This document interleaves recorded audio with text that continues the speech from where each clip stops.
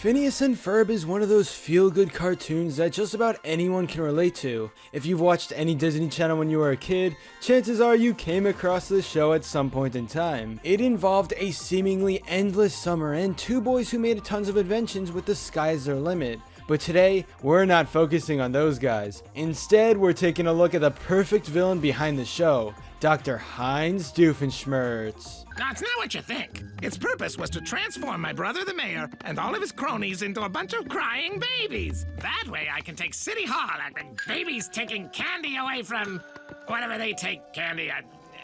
You know what I mean. Watching just about any Phineas and Ferb episode, it's easy to know the identity of this crazy villain. There's always a side plot where Agent P battles him and crushes his plans, so he gets a nice amount of screen time. You may be wondering, why exactly is Doof the perfect villain? First of all, he's just hilarious. Almost every evil device of his backfires and Perry is able to stop him no matter what, mostly because he's incompetent and doesn't know anything about what's going on. Despite his countless encounters throughout the show, his appearances rarely get old because he always has some new evil invention built for the viewer to laugh at. And when it makes absolutely no sense to add "inator" to the end of the invention's name, he does it anyway. Why? Because he's Doofenshmirtz! While he is incredibly funny, it's also refreshing to see a villain that doesn't go by so many tropes. The typical cartoon villain may be tough, have some interesting plans that actually endanger main characters, and they're just intimidating overall. Doof doesn't do any of those things because you know that whatever he's planning won't succeed in almost every case. While it's nice to see a really cool villain to challenge our heroes sometimes,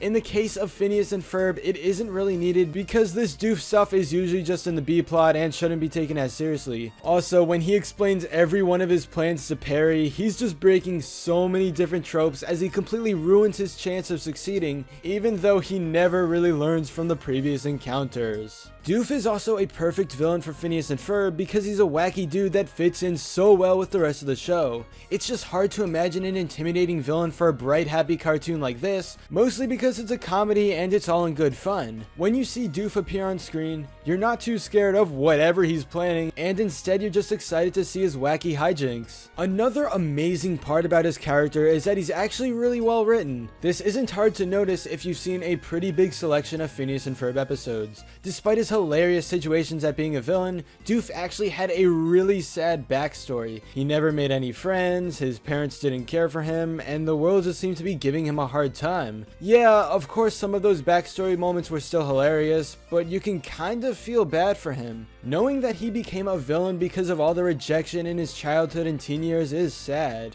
Phineas and Ferb got so repetitive over the years, but Doof never got old. He had something new to add to the show and was constantly making me laugh. He's a wacky villain that'll be remembered for a long time. But anyway, that's all for this video. Subscribe for more awesome cartoon videos. Give a thumbs up and comment below, let me know what you think. Thanks for watching, and I'll see you guys next time.